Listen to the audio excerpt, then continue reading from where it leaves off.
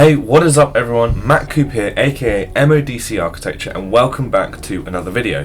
Today I'm going to be talking about this drawing here, sort of the meaning behind it, how I did it, and where I'm going to go from it. Please leave a like, subscribe if you're new around here, and let's get into the video.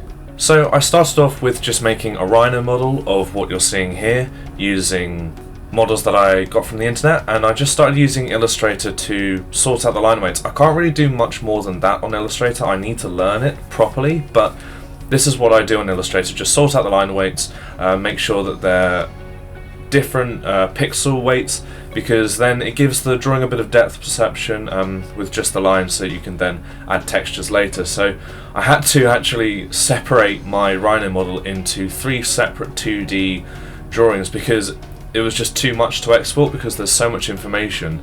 These sort of little rubbish representations were so dense in size, in megabyte size, that my computer just couldn't handle it, so maybe I need to upgrade my computer. But anyway, the reason why I'm doing this is just to give me a clear outline for Photoshop. Now in Photoshop, I just wanted to fiddle around with things and make sure I got the size of the image correct based on the line weights I've done, just so that there's no fuzziness with the drawing itself, at least off the start, because if you start off with a fuzzy drawing, it's not going to turn out very well, from my past experience at least. So now I just want to sort of start making sure that the picture or the image sits right on the page and sort of gives enough clear space so that I can fiddle about with the background, etc., and make it quite dramatic. I want this to be quite a dramatic image.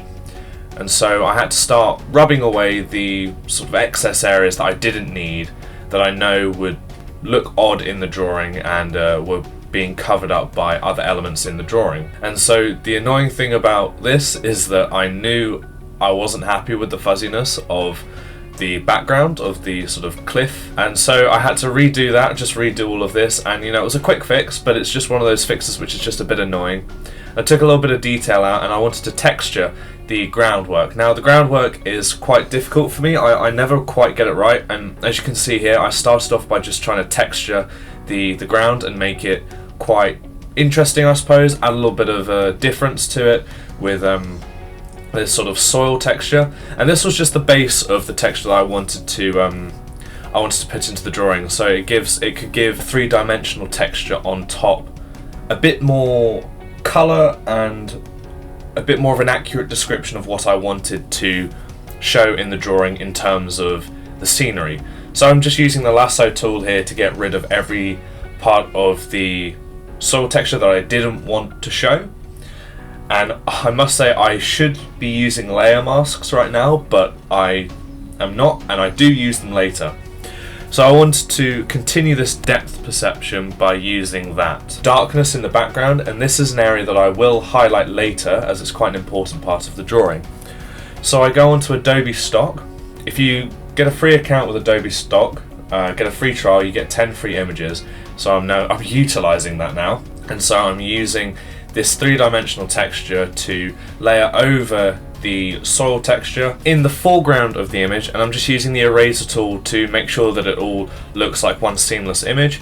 And then I'm using the vivid light blend tool. I then have to rub away at the layer to make sure that the lighting looks correct for the image, to again add to that perception of depth. And after I've done this, I need something for the sky, because the sky at the moment is a little too boring. It's just too bright. So I wanted to add a bit of a texture to that. And so using the flip horizontal tool, the eraser tool, and the blend mode tool again, I created this sort of dramatic skyline, dark skyline, which goes towards my provocative drawing. I used hard light, and it's sort of covering my mounds of plastic and waste, so I had to rub away at the layer there, and again I had to cut away at the skyline layer so that I could really highlight this pillar, this monumental pillar, which is the centerpiece of my drawing. Now I just want to talk about what this drawing is meant to be showing, because I've shown a lot of the process, but I've explained none of what it's meant to be. So it's meant to be a provocative image talking about how we have discarded the monumentality of the neoclassical or Gothic architectural period, and we're now having to convert to recycling our waste into buildings. So there's a lot of research currently looking at how plastic can be used in concrete, etc., and how we can use materials innovatively to recycle waste. And so this drawing is looking at showing that plastic is now the monument of the future of architecture. But back onto the process. So I'm now fiddling again with the lighting, using soft light for the skyline now, creating a layer mask over that pillar so that I can fiddle about with it a bit more. And now I'm just cutting away again at the skyline with these pillars in front. A few seconds ago you just saw me put this sort of white shade from the midground to the foreground, and that again is just to add to that depth perception and to add this sort of point of interest to the drawing. So this sort of point that you look at, and then you can look upwards up to the pillar and sort of give you this idea or perception that this is a very interesting and important part of the drawing. So now I need to texture this drawing that I've exported from Rhino, need to texture it with plastic. So using layer masks and using the blend mode tool, using soft light, hard light, vivid light, and the overlay option, I've now started to create this layer on top of the Rhino drawing, which gives the drawing a degree of added detail, which is exactly what I want this drawing to be. I want it to be detailed, I want it to look realistic, I want it to look dramatic.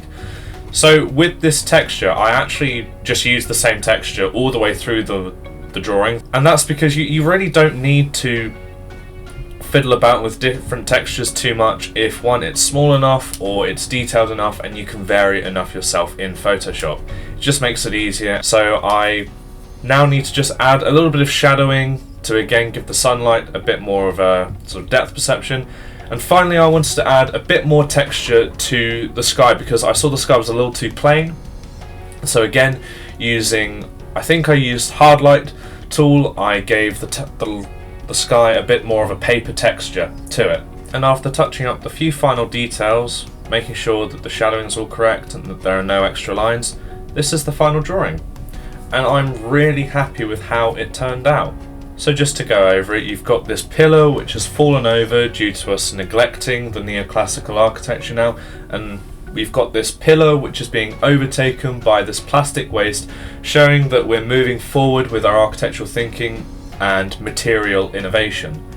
Where I want to go forward with this drawing, I want to take it one step further and look at creating a graveyard for modern architecture, or at least a place where modern architecture can go, in the style of C.J. Lim. If you've seen or if you've read In Habitable Infrastructures, it's a fantastic book with some fantastic drawings, and I want to base my next drawing off that, looking at, like I said, creating a sort of graveyard or a barren landscape with these architectural elements in it.